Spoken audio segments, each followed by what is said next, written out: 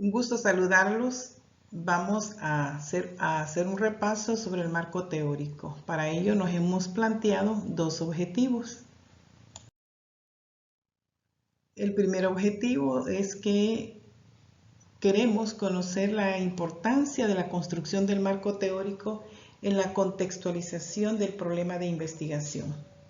Y como segundo objetivo, desarrollar habilidades en la búsqueda eficiente de literatura para la construcción del marco teórico. Nos preguntaremos por qué es importante el marco teórico. Pues la pregunta es simple, es muy clara. El marco teórico es la base que sustenta todo proyecto de investigación.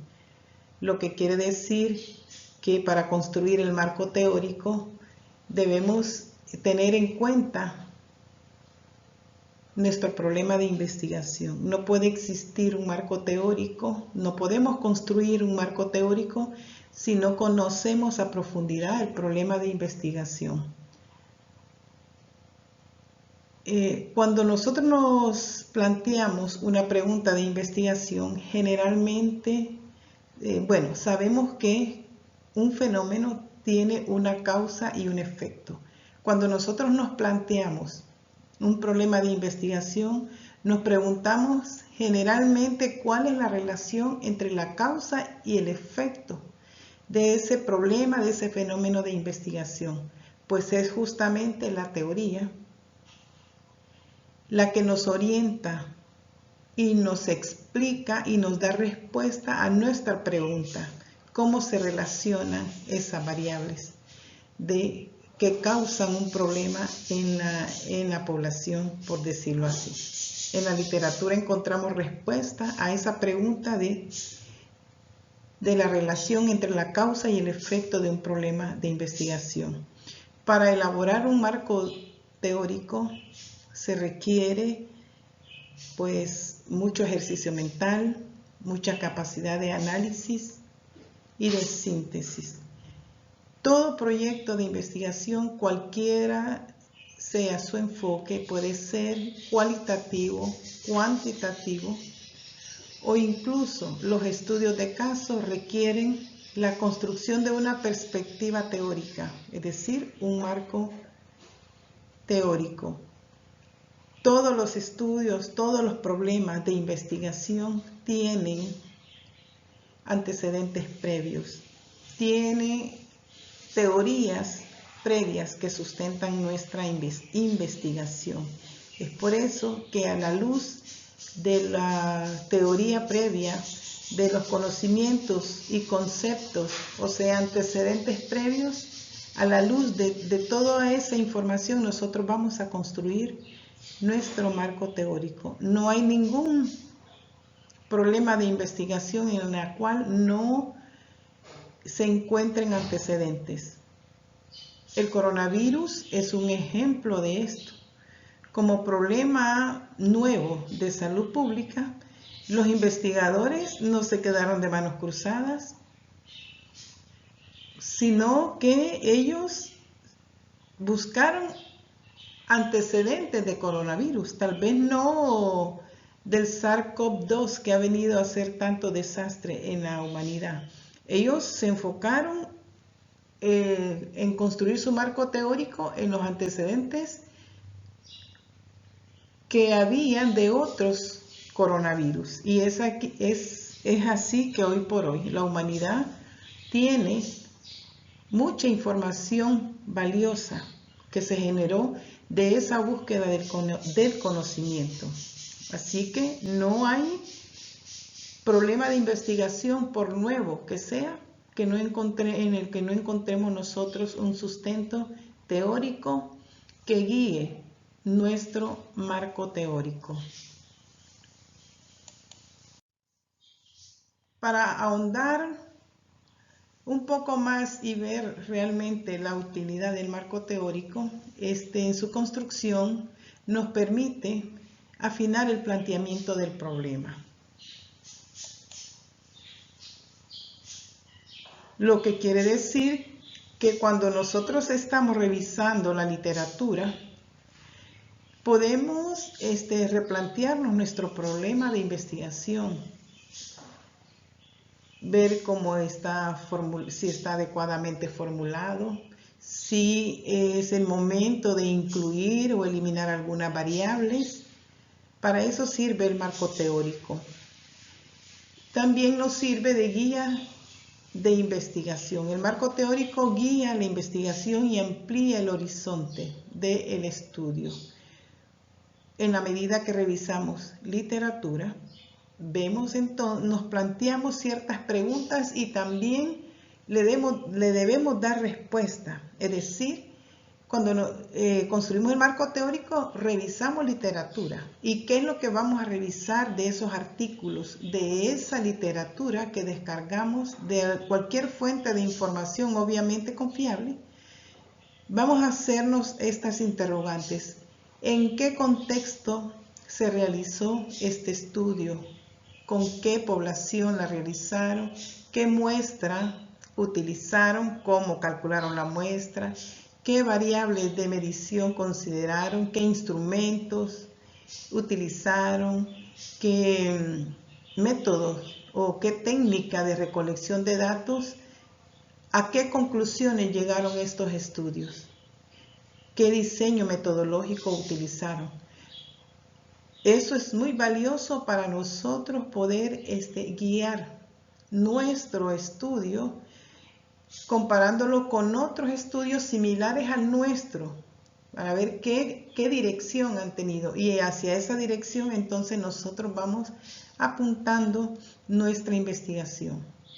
Otra utilidad que tiene el marco teórico es que nos centra en nuestro problema de investigación. Cuando nosotros recabamos información, debemos evitar a toda costa incluir datos aleatorios, o sea, información o datos que salen de la nada, ¿verdad? O variables o resultados de otros estudios que en realidad no van a aportar mucho a nuestra investigación o que no juegan ningún papel tan importante, ¿cierto? También el marco teórico nos ayuda a fundamentar nuestras hipótesis de estudio.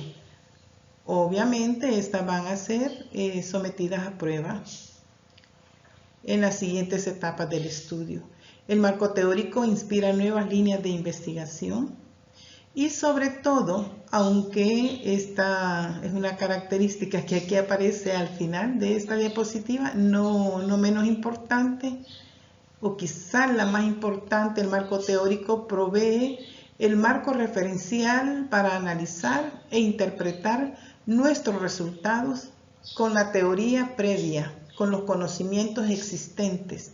También es un buen momento al final de la investigación preguntarnos qué aportes ha hecho nuestro estudio a la humanidad, qué aportes ha hecho nuestro estudio a los conocimientos que ya existían. Y esto lo hacemos al final de nuestra investigación en etapa de análisis y conclusiones. El marco teórico, como lo menciona Roberto Sampieri, es un proceso y es un resultado. Un proceso porque en su construcción se definen claramente 7 etapas, y es un resultado porque es parte del informe final de investigación. Por lo tanto, es de poner esmero en su construcción porque lo vamos a necesitar en todas las etapas que continúan y específicamente al final del estudio para contrastar nuestros resultados. Podemos nosotros observar algunas variables en la construcción del marco teórico según el enfoque del estudio. ¿Qué quiere decir? Que dependiendo del enfoque del estudio, la construcción del marco teórico sufre algunas variantes. Para el caso, en estudios cuantitativos, nosotros investigamos el pasado cuando revisamos literatura y antecedentes previos. Investigamos el pasado para entender el presente y perfilar nuestro futuro, imaginarnos el futuro, qué vamos a encontrar, qué resultados vamos a obtener. A diferencia de los estudios cualitativos, que investigamos los antecedentes teóricos y casi que paralelamente lo vamos contrastando con el fenómeno de estudio en nuestra población meta.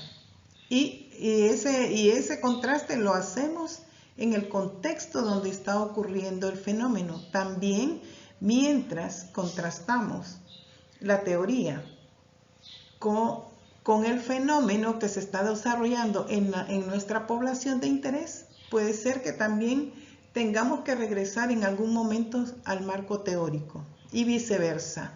En este tipo de estudios, la construcción del marco teórico es un proceso de ida y de regreso. En los estudios mixtos, todos sabemos lo complejo que son estos estudios mixtos. Partiendo desde la pregunta de investigación, es bastante compleja. De igual manera, el marco teórico demanda cierta complejidad para construirlo.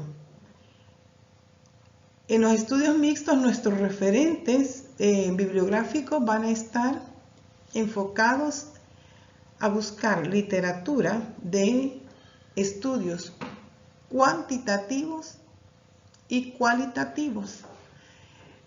Y al final, el marco teórico se construye justamente con estos enfoques, para luego integrarlos y analizarlos analíticamente. Esto es lo rico de los estudios mixtos, complejos sí, pero hacen un mejor uso de la información, porque ve el problema de investigación, el fenómeno de investigación, lo enfocan y lo analizan de una forma bastante integral, a través de estos dos enfoques que ya les he mencionado, cualitativo y cuantitativo. A manera de resumen, pues lo que les planteaba de la importancia del marco teórico.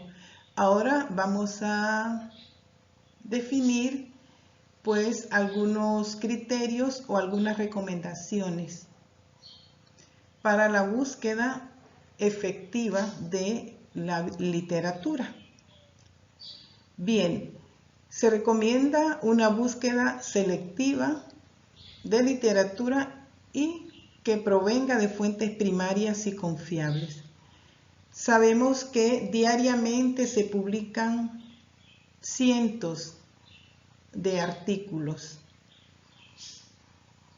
pero que estos no son necesariamente útiles para nuestros objetivos, nuestros propósitos. Entonces tenemos que seleccionar de toda esa variedad y gama de información que se produce a diario, qué de eso nos sirve, qué de esa información nos sirve. Además que tenemos que garantizar que provenga de fuentes primarias confiables. Para poder nosotros obtener información de fuentes primarias, vuelvo a recalcarles, necesitamos conocer a profundidad nuestro problema de investigación. Si no estamos claros con nuestro problema de investigación, vamos a tener dificultad en seleccionar fuentes primarias y confiables de investigación. ¿Qué quiero decir con esto? Generalmente, cuando nos planteamos un estudio, nos preguntamos cuál es la relación entre la causa y el efecto de determinado fenómeno, de determinado problema de investigación. Entonces empezamos a buscar nuestras respuestas a estas interrogantes y empezamos a generar información, a bajar información. Cuando llega el momento tenemos una cantidad impresionable de datos y encima de eso los tenemos desordenados al punto que no sabemos cómo usarla. Se nos hace un gran problema, una maraña de información que no sabemos, como el ovillo, no sabemos de dónde iniciar, dónde está el extremo de ese mar de conocimientos que hemos bajado. Y esto se debe a porque probablemente no hemos utilizado una buena estrategia en la búsqueda, en la selección y el análisis de esta información que tanto necesitamos.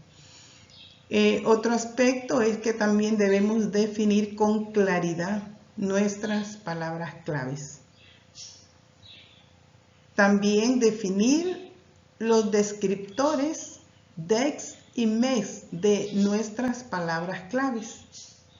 Otro punto importante que es necesario definir una estrategia de búsqueda. Como les digo, una estrategia de búsqueda nos facilita a nosotros el análisis y la selección y también el ordenamiento de nuestra información. Otro aspecto importante en la búsqueda de literatura es que debemos hacer el uso correcto de los operadores booleanos y o no en español, and, or y not en inglés. También el uso correcto de caracteres de truncamiento como es el asterisco y el signo de interrogación. Para hablar un poco de los operadores del sistema booleano, que no son más que conectores, son palabras que nos ayudan a conectar dos términos de búsqueda o dos palabras claves. En este caso tenemos un ejemplo utilizando dos palabras claves, pacientes y cuidados, utilizando el conector u operador booleano y. ¿Cuál es la utilidad o la acción de este operador booleano? Pues que cuando utilizamos y o and entre dos variables, entre dos palabras claves o dos términos claves, lo que hace la base de datos es que nos recupera información o estudios que contengan los dos términos relacionados, o sea, los dos términos juntos, ¿verdad? Unidos como encadenados, que es en este caso pacientes y cuidados cuidado. Este operador booleano y nos ayuda grandemente porque nos reduce nuestra búsqueda de información, es decir, nos pide justamente lo que nosotros nos busca o nos brinda justamente lo que nosotros necesitamos, esa conexión entre estas dos variables. Necesitamos estudios que nos hablen de estas dos variables juntas. Por otro lado, el operador booleano o nos recupera documentos que contengan los dos términos, ya sea juntos o de manera aislada. O puede ser uno solo de los términos o los dos, o interrelacionados o separados. Esto realmente amplía la búsqueda, nos da bastante información, mucha de ella útil, alguna no tan útil, pero nos da mucho trabajo como para empezar a seleccionar lo que nos interesa, lo que necesitamos. El operador booleano no nos indica, lo que hace este operador es que nos recupera documentos de una sola variable. En este caso, solo nos va a recuperar pacientes, pero no estudios en el cual contenga la palabra de cuidados. Nos va a recuperar investigaciones o artículos que solo hable de pacientes, pero que no se refiera a los cuidados. Este operador elimina, por decirlo así, el término que le sigue. En este caso se eliminarían cuidados y solo la base de datos solo nos recuperaría datos relacionados con pacientes. En relación a los caracteres de truncamiento, pues tenemos los caracteres de truncamiento son símbolos que es el asterisco y el signo de interrogación. El asterisco lo podemos utilizar al final de la palabra, o sea, a la derecha o al final de la palabra. Aquí se conoce como sufijo de truncamiento, o sea, porque está después, sufijo porque está después de la palabra. Esto quiere decir que cuando nosotros tengamos un descriptor o una palabra clave relacionado con niño, no vamos a escribir la palabra completa, la vamos a escribir N-I-Ñ, asterisco. Esto equivale a que cuando nosotros escribamos esta palabra clave, vamos a obtener información o estudios o investigaciones que reconocen a esta palabra niño, esta palabra clave. Algunos estudios la definen como niños, niñas, niñez. Incluso algunos estudios reconocen la palabra niño como infante. Esto quiere decir que si yo tengo una palabra, por ejemplo, esta palabra clave, niño, si yo solo pongo niño y no uso un carácter de truncamiento, solo me va a facilitar estudios que contengan esta palabra clave, niño, y va a eliminar los otros estudios que digan niños, niñas, niñez, infantes, nos lo va a eliminar, y esa puede ser una limitante porque puede ser que efectivamente sean estudios relacionados con nuestras variables y automáticamente nosotros mismos los eliminamos de nuestra búsqueda al no usar un carácter de truncamiento. Bien, está el asterisco como carácter de truncamiento utilizado al inicio de la palabra. Este se conoce como un carácter un truncamiento de prefijo, o sea, a la izquierda de la palabra.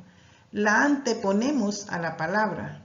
Para el caso, la palabra peso tiene caracteres antes de la palabra peso. En este caso, sobrepeso, bajo peso, normopeso. Igual, la misma explicación del anterior. Si no utilizamos el asterisco como prefijo antes de la palabra, vamos a perder estudios que estén relacionados y que tal vez nos puedan servir y que estén relacionados con nuestra variable, pero por no ponerle asterisco, nosotros mismos perdemos esa información. El doble asterisco también se usa como un truncamiento simultáneo, o sea, que le abarca palabras que tienen sufijo y prefijo. En este caso, como ejemplo, es adolescente. Tiene un asterisco doble.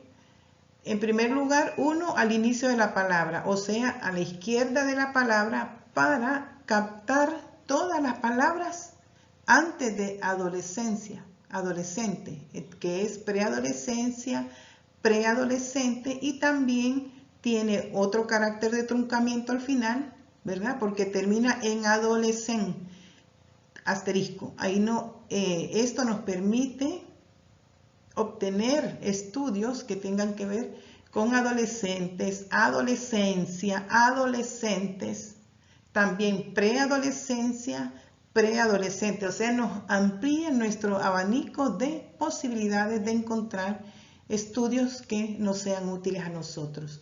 Otro carácter de truncamiento es el interrogatorio, el símbolo de interrogante, de pregunta, y este símbolo sustituye solo un carácter.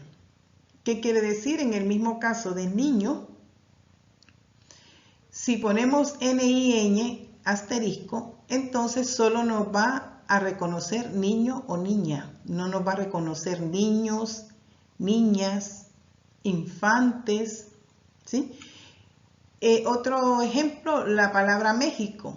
Si dentro de nuestras palabras claves está la palabra México, escribimos México, pero sustituimos la X por el símbolo de pregunta. Esto nos ayuda a obtener información tanto de estudios cuya palabra México esté escrita con X o con J.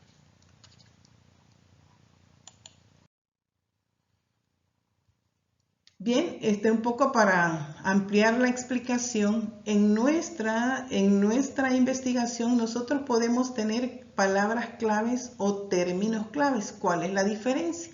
Las palabras claves solo tienen un carácter, mientras que los términos claves están compuestos por frases con dos o más palabras. El modo de usar tanto las palabras claves como los términos claves es diferente. Cuando nosotros vamos a buscar información utilizando palabras claves, pues solo escribimos el nombre, la palabra, ¿no? Pero cuando en nuestras variables de estudio tenemos términos claves que se refieren a frases completas, frases compuestas o patologías completas. En el caso de síndrome de distrés respiratorio, síndrome de aspiración de meconio, hemorragia posparto, el evento cerebrovascular y otras más, necesitamos utilizar el uso de comillas. Poner estas palabras, estos términos entre comillas. Todo el término, no se vale buscar en nuestra base de datos solo síndrome, o solo distrés, o solo respiratorio. Y si la ponemos sin comillas, la base de datos nos la va a reconocer como palabras separadas. Y entonces, permítanme. Entonces no va a ser posible, ¿verdad?, tener una búsqueda tan eficiente de nuestra información. Permítanme presentarles una tabla que les puede servir como guía para que ustedes la puedan usar como su estrategia de búsqueda de literatura. Este es un modelo, nada más, un ejemplo. Probablemente algunas de ustedes usan otra estrategia para búsqueda de literatura, pero igual yo les voy a compartir este formato en el cual nos va guiando paso a paso, en 4 pasos, cómo llegar desde el tema de investigación a nuestra estrategia de búsqueda. En esta columna rosada vemos nosotros los pasos que nos van guiando hasta llegar a esa estrategia de búsqueda. Y en esta otra área pues están prácticamente las actividades que tenemos que realizar para poder concretar nuestra búsqueda de literatura. Bien, partiendo del tema de investigación, que en este caso, en este ejemplo, es salud materna y telesalud,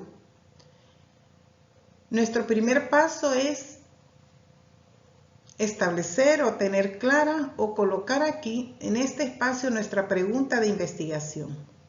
Como ejemplo, me he planteado esta pregunta de investigación: ¿existe relación entre el uso de M-Salud en el cuidado obstétrico y la salud materno-neonatal en puérperas y recién nacidos egresados del servicio de obstetricia del Hospital Escuela? Esa es mi pregunta de investigación, ¿ok?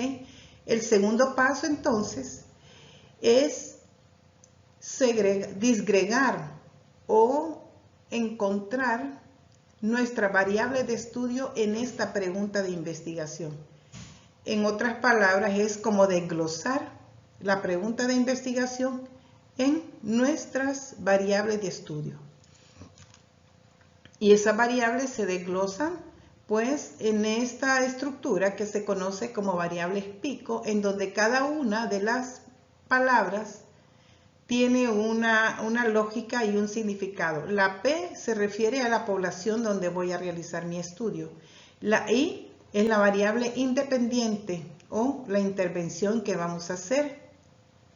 La C son las variables control. Es la variable control o la variable dependiente, y la O es nuestro outcome o nuestro propósito o resultado final de la pregunta de investigación, que prácticamente es el planteamiento del problema, y que se plantea así como sigue: uso de M-Salud en el cuidado obstétrico y en la salud de puérperas egresadas del servicio de obstetricia en el hospital escuela. ¿Para qué sirve desglosar el problema de la pregunta de investigación en estas variables? Pues porque cada variable, cada palabra nos va dando lo que son nuestras palabras claves. Así yo puedo ya definir cuáles son mis palabras claves del estudio segregando mi pregunta de investigación. De esta forma obtuvimos 4 palabras claves, que son puérperas, recién nacido, cuidado obstétrico y M-Salud. En ese sentido, el siguiente paso, el paso número 3, es identificar los descriptores DEX y MEX de mis palabras claves.